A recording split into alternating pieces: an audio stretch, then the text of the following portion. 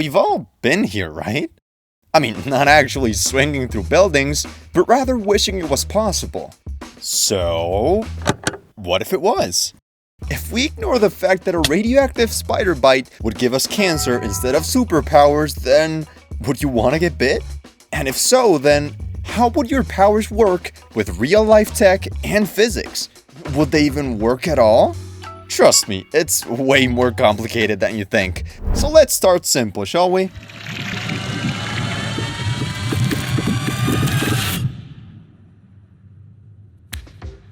Miles, let's go. Believe me when I tell you that the bite itself is the least of your problems. Or is it? Picture this. A spider with venom just as radioactive as plutonium, yes, the element used to make one of these, just happened to bite your hand. First of all, ouch. And second of all, if we ignored superhero logic for just 1 second, then the radiation alone from the venom would be able to send you to bed. Forever. The channel Because Science already did the numbers, and they basically concluded that if the level of radiation is high enough to mutate your DNA, then it would also be enough to render every organ in your body useless in about 2 weeks. So let's assume that your new healing factor allows you to take the dose safely. In that case, congratulations. You just became Spider-Man. But you're missing something really important, and you're gonna wish it was the suit. I will now present you with 2 choices, and whichever one you choose will determine how likely you are to actually be able to use your webs. Got it? Nice. Option 1. As in the original comic book, you're unable to naturally produce web fluid from your wrists. Instead, you're forced to create a small device that sits on your wrist, capable of storing and dispensing white sticky strings of web at hundreds of miles an hour. Option 2. Your body was given the ability to produce its own web fluid that is only known to run out whenever you suffer from depression. Got your choice? Let's go over them. In case you choose to build your own web shooters from scratch, well, you've got a big problem. 2 of them actually. Remember when we were kids and we used to say, I'm sure after watching this movie, engineers will lock in and build one of these in like 10 years. Yeah, don't get me wrong, people have done their best over the years, but nothing even remotely close to this, mainly for the lack of tech. Now, what if we did have the tech? That's where the second problem comes in. Even if you had the right resources to build the web shooters, the average person is not qualified to build one of these. But I'm not saying you can't. If you somehow manage to create a sticky fluid strong enough to lift a car, compact enough to fit more than 1 shot on your wrist, and a device powerful enough to shoot webs across buildings, then great! You'll only have to focus on the physics then, but we'll get to that later. By the way, I'd like to know your thoughts on how your web shooters would work. Read you in the comments. So okay, option 2. Your body automatically secretes webs from your wrists. Sounds simple, right? Kinda. It's true that you won't have to worry about the shooters breaking or running out of webs. Or do you? And I'm not just talking about the midlife crisis that may or may not take your powers away, but also, have you ever wondered how your body would produce these webs? You see, real spider silk is composed of mostly proteins, which in this case, you can also produce, but not infinitely. Meaning you can't technically run out of web fluid, as your body wouldn't be able to keep up with the production of webs at the rate you would need it to. Or maybe you can and I'm just talking shit. Do I look like a scientist? Oh. Anyway, we can all agree that if you want a better chance to be able to use your webs, you're better off producing them yourself. However, one thing is using them to pull cans of Dr. Pepper towards you, and the other is using them to swing around New York in tights. So, let's talk about swing. Unlike sticking to walls and super strength, swinging is not as straightforward as it might seem, and it all has to do with physics. Don't worry, I'll make this fun, but only if you subscribe. Nah, I'm still making it fun. So, your first problem would be G-forces. Not what I said. The problem isn't that you wouldn't be able to take the G's themselves, rather the blood getting pulled away from important organs, like, I don't know, the brain? MatPat did an amazing video a few years ago explaining the numbers, so go check it out later. But essentially, he explained how swinging could pull away blood from your brain, leading to a small little problem: fainting. But sure, let's assume your brain keeps blood up there even while swinging. However, what happens when it's every organ in your body that's moving? Let's play a game, shall we?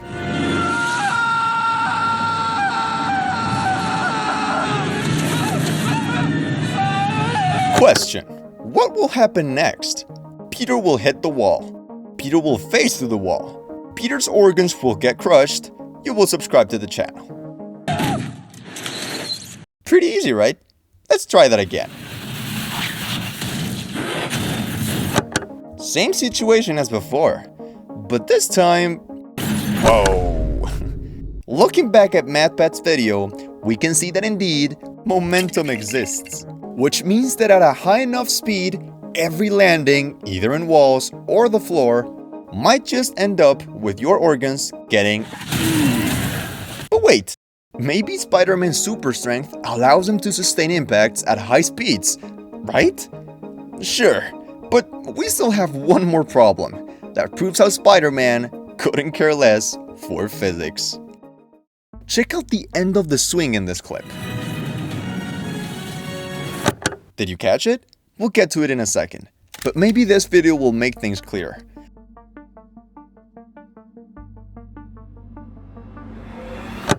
Interesting, right?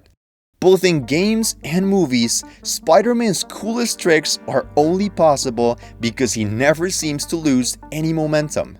Just look at how he keeps spinning around Ant-Man's legs with no regard for gravity. But unfortunately, life isn't a movie. Mine is. Shut up. Going back to the video, you can see how the ball didn't win any momentum. It actually lost some due to air resistance.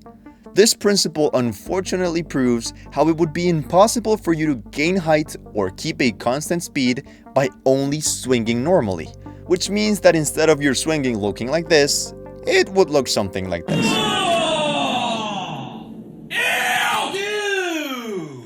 But wait, it's not all bad news though. Because if you manage to get to a high enough building and you don't miss your webs, then you could have enough initial momentum that combined with functional web wings and the occasional web zips, you could theoretically make it pretty far, to be honest. Oh wait, what if... Yeah, you're screwed. But it can always get worse. And unfortunately for you, it just might. If you haven't noticed by now, I've barely mentioned every other Spider-Man ability except from web swinging. And there's a reason for it. If you think about it, the rest of abilities would be so cool and useful to have. A tingle that prevents incoming dangers? Being able to stick to the ceiling, cause how cool is that? Strength and resistance that make you a living tank? And a healing factor that gets you saying stuff like this. The doctor said you still have 14 broken bones. Which means I have 192 non-broken ones. Damn. Unfortunately, the reason these are so useful is the same reason you might not want to use them very often. I'm not saying there isn't people who wouldn't love you and treat you as the hero you would be. Hero, right? Okay, cool. But when the news eventually spread about your DNA potentially being able to cure any disease or even treat cancer, then you've got a bigger problem than just feigning while web swinging. In the real world, you would be considered a genetic holy grail, and even though your blood could lead to people looking like this, that's not stopping scientists from running tests until it doesn't. So then again, you've got two choices, so choose wisely. Option 1. You either turn yourself in so your body can be studied for what's probably the rest of your life, or option 2, where you don't ever show your superpowers to the world. Because if you do, you risk getting caught by practically every government on Earth. So, what would you do? See, if you decided to turn yourself in, two things are likely to happen. First, your DNA would be incompatible with any human, meaning scientists will try to solve the problem for years before letting you go.